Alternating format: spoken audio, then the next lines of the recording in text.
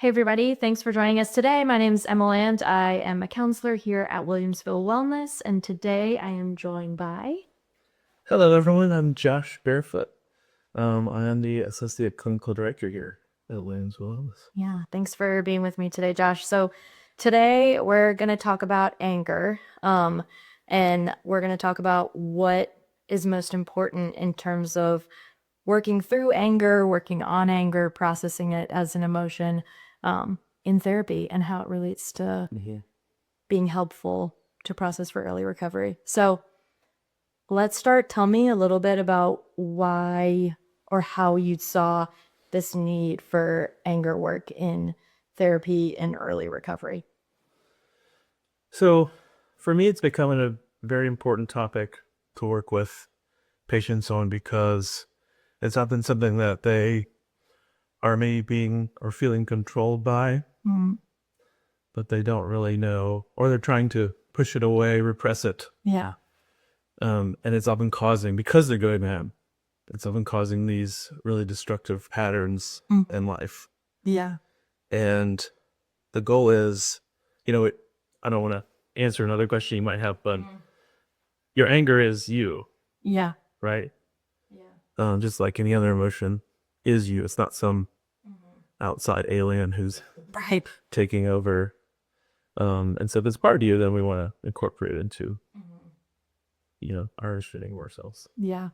One of the things that I've heard that I find really interesting is like people will say they often feel controlled by anger or anger causes them to feel out of control, but also anger is an attempt to gain control or to assert some kind of power, whether it be over like another person, an entity, an organization. And it often has the like opposite effect. You feel more out of control. You feel less able to make rational decisions or behave in a way that's, in alignment with values. What would you say about that? How it's counterproductive almost? Like why anger tends to feel like it's controlling people. Yeah. Uh, Yeah, it's like an attempt to get control, but it also almost ends up feeling like it's controlling you. You're not controlling it. my experience working with people, and my own anger, as an emotion, is we use anger to not experience our own anger, or to not experience some other emotion that makes us feel vulnerable. And so if I can use anger, if I could shut down a conversation, um, or someone who's trying to get more information out of me, or I can't think of a million other scenarios, but Yeah. then I don't have to experience that emotion. And that kind of falls into, there's three main ways, and it's all nuanced, like there's different a continuum of responses, but there's three main ways that we interact with our anger. And that would be more of the I think of it as a castle, so like having too strong of a boundary. Yeah. Uh, What are the three main ways that you see people interacting with? my concepts. Yeah. Let's hear it. So I always, it's just helpful for me, and I'm a history nerd, so it just works for my brain. There's probably lots of other ways you could talk about it, but I'll talk about the two ways that are mostly unhelpful. Okay. So if you think about anger as like a wall or the castle walls, someone who is repressing their anger, those walls would look like you have a 5 foot section, a 5 foot section where there's nothing, and that goes all the way around. The castle is called a keep, the middle part. I'm getting really into the history. Yeah, this is good, I guess. So imagine if like a warring tribe or another country sent their, whoever they are, to attack you. What would happen? You would fight back, hopefully, defend yourself. You wouldn't be able to. They would just go right through those 5 foot sections. It's true. It's And they would immediately attack your. So your keep in this scenario is your self esteem, your sense of self worth, self efficacy. yeah. Right. So if you're unable to recognize those attacks from other people because you have poor boundaries, Yeah. then your self esteem is going to be strongly diminished. Right. Yeah.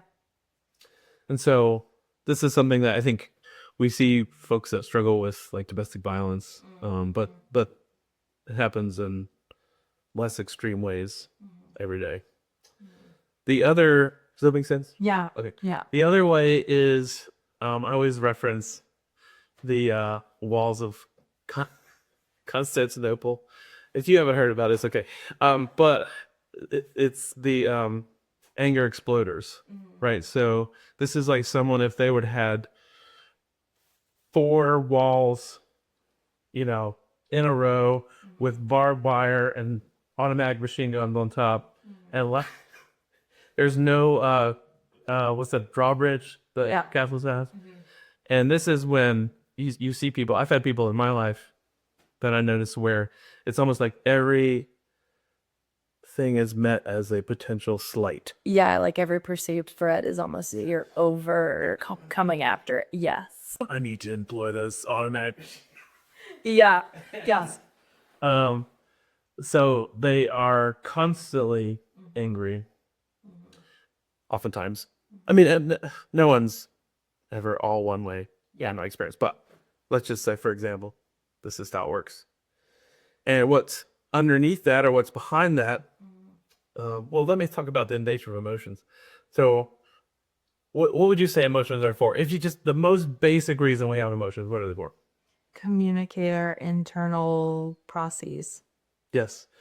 So the way I think about it is, and this kind of goes along with this example, is your emotions are there to, and I'm quoting someone else that I don't know, but I'm quoting that I am. They are there to protect us, to protect our boundaries, and they're there to promote nurturing internally, right?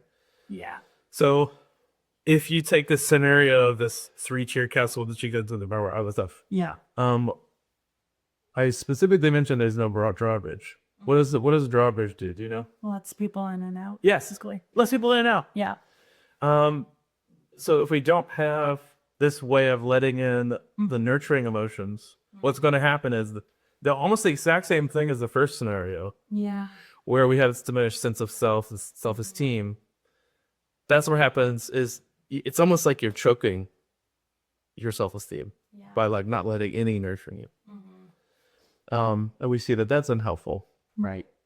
So what was the mostly the model in medieval times and stuff like that, is that you would have these strong fortified walls. They would have parapets, whatever they're called, and then you would have a drawbridge, right? So you were able to defend against people that wished you harm, Right.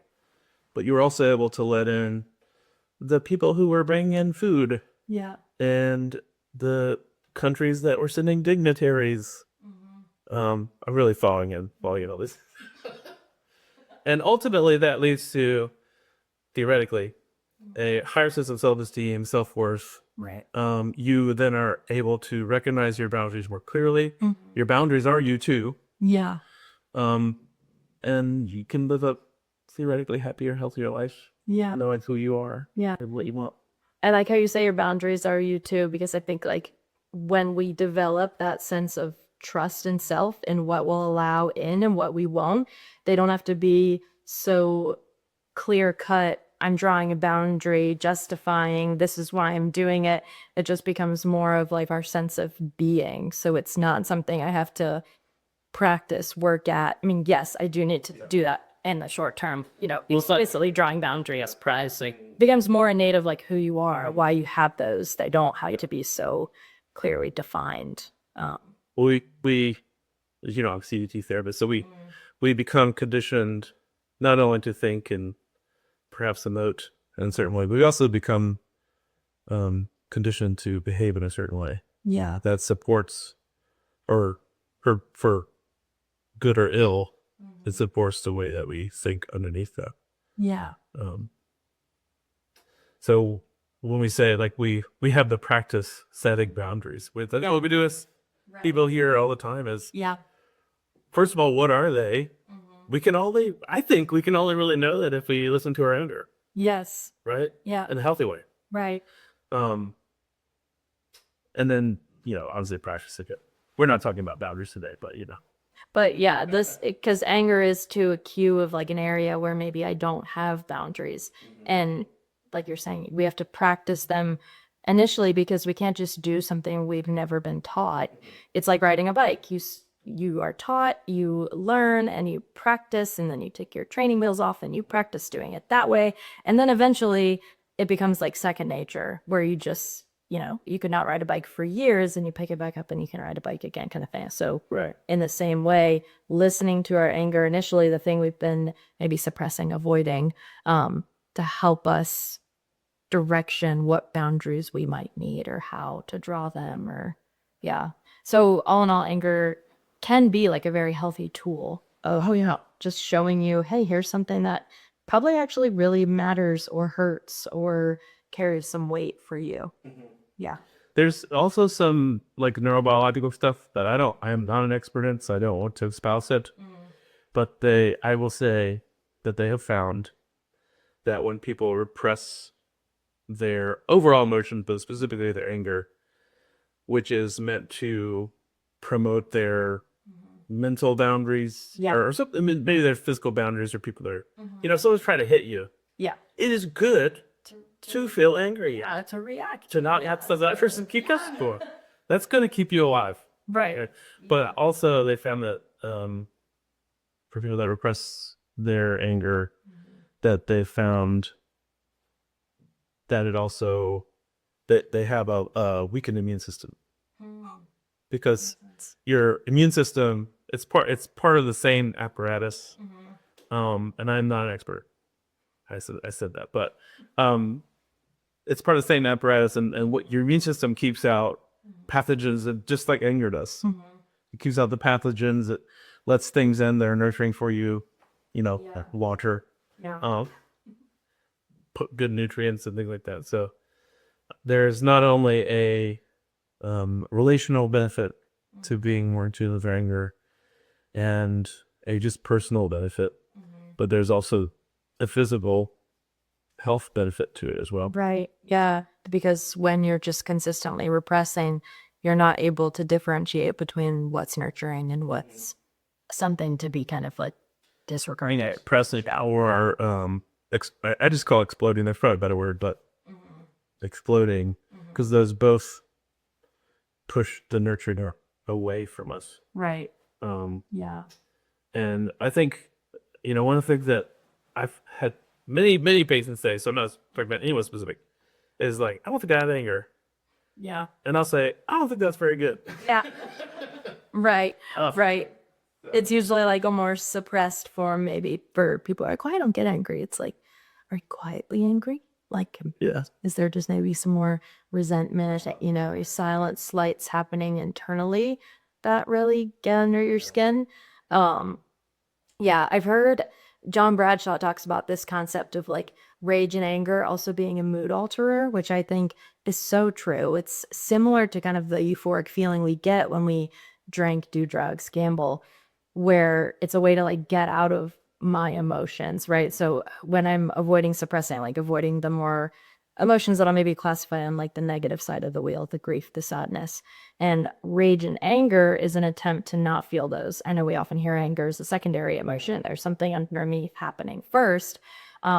But rage being a way that I like drinking, numb every other emotion and don't have to feel it. And it, Rageaholic. yeah, yeah. And it, especially I think like for men and men with depression, it's like a more acceptable form of mood alteration, avoiding emotions, and a symptom of like male depression too, that we may not always in the DSM classify under major depressive disorder, but a huge cue I think for depressed men or men struggling with addiction is like rageaholism. I like see you either suppress or engage. So I think of it as the way, do you have a disposition of anger? Which means that that's kind of how you are all the time or most of the time. Because also having, just like repressing your anger can lead to negative health side effects. Yeah. Having a disposition of anger also has negative health side effects. That's where we think about heightened high blood pressure. I mean, but not everyone that has high blood pressure has issues with that care, bite, um, or heart attack, all those cardiovascular Yeah. types of health problems Yeah. can be buttressed by Mhm.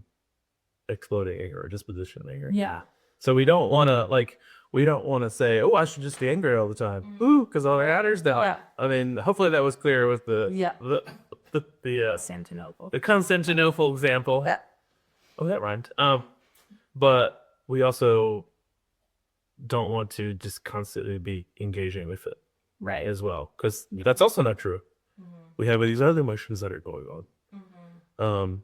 And I could talk about the utility and the wonder of all those other emotions that we have that are innate to human beings.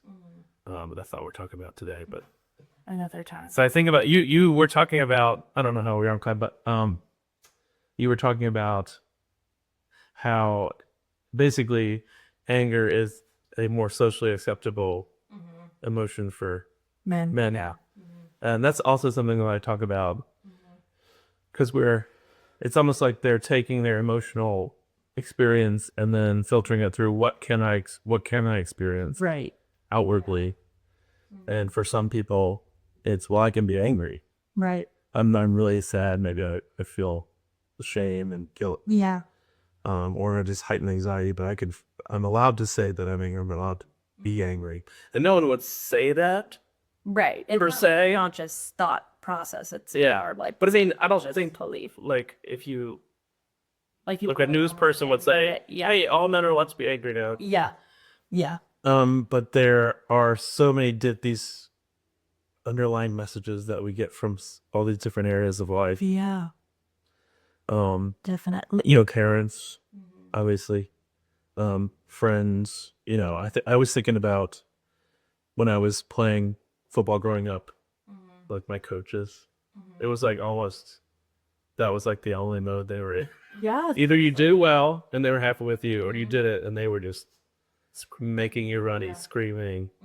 Right. We pick up on those messages. Right. And then we start to enact them as we get older. But perhaps the ways of interacting that were adaptive to us when we were younger then become a liability. Right. And we have to do some work on figuring out what's the healthy way to interact with these emotions. Yeah. And that's what we do here. Right. What would you say is like the first step or thing you want to see in therapy when someone is starting to do some work around their anger processing, where it's coming from, how to like accept it, allow it in some fashion? So the first step I always take with people, I mean, I want them to know it's almost like this education about anger. We're going to know that there is a different message that you can know about anger in the first place. The next step is, I just want you to be cognizant or mindful of those emotions when they come up for you. Yeah. You've been drinking away lately, repressing them, you've been engaging just too much with it. But even then, I think it's helpful if someone who is an exploder can be mindful and trying to understand what's really going on behind the scenes there. That's going to be really helpful to them. Yeah. Because maybe what they really need to be expressing is sadness, or sometimes we need them to experience the guilt and shame so that I can then interact with it. I mean, you do work with shame. Yeah. So you can probably talk more to that. Well, I can, but I would imagine that the only thing that really locks people into these conditioned ways of interacting with their emotions is the fact that we're avoiding them in the first place. Yeah. So we want to not be hiding from them. Yeah. Almost like bringing them out in session. Even sometimes, like I've done different like paradoxical interventions to make someone angry in session, so then we can talk about the anger. Yeah, there is. And it's like, oh, wait a minute, like, no, do it, like, come on, say the thing, they have a sec, get frustrated, like. Do they ever kind of want to retreat on themselves? Yeah, because this is bad. Anger is like a shameful thing too, even if someone is maybe on more of the exploder rageful side, they still feel shame about it, because it's like, I think too, especially when we're talking about like for men, it's don't be too vulnerable, but don't be too angry either. You have to teeter in this like acceptable amount of anger and but don't take it too far. So it's become shameful when they do display like getting angry. But it's helpful, like you're saying. We have to be able to identify it, self-awareness, and like the physical part of it too. Do your hands get clammy? Your face gets red, like your heartbeat increases, and uh, And also, yeah, when you miss sensory things. yeah. And then I just tell people to take a breath. If you're noticing some sort of, maybe you don't know what it is, maybe it's just some sort of uncomfortable experience that you're experiencing. And I say, take a breath and just try to like name, even if it's outwardly, not just inwardly, but not in your mind, what the emotion is you're experiencing. Yeah. It's amazing how I think that can be extremely, it just unlocks, so it can unlock so much for people. Yeah. That little simple. From there, we can go anywhere. Like once we can actually see it and interact with it, we could talk about, well, I always go to what are the thoughts that are behind that. Not only what are the thoughts that may be repressing the emotion or the anger, but what is the thought that's making angry. Yeah. And then is that that's where I kind of get into it. Then talking about, well, let's look at let's pick at that a little bit. Like let's try to understand what's going on behind that, and then all leads back to, for me, it leads back to core beliefs about oneself and about how you had to interact with the world, and then we can. But sometimes with people, I can't get to there until I can help them understand that they have these emotions. Right. Right. And that's really, for a lot of people, that's the key. Yeah. The language, providing language to the experience of that emotion. What's the saying? Like, language is the key to the world. Is that a saying? I might write that up. We have people. Yeah. But it is such a powerful thing, being able to name, identify something that's happening internally for you, something like anger, which I think tells so many stories. Like there's so much to peel back and find out about the emotion of anger and like, what does it mean? Where does it come from? What's it doing for you? Yeah. Go anywhere with that. And so it helps us to understand there may be those traumas that underlie the emotion. But even then, it's like we've been using this anger or other emotions to maybe repress or deal with the realities of how. So we need the anger to understand that there may be trauma going on so that we can do trauma therapy. Right.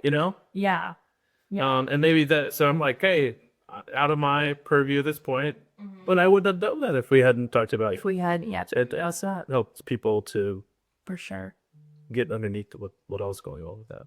Yeah. So there's a whole bunch to where we, how we developed these thoughts and how we interact with our own anger.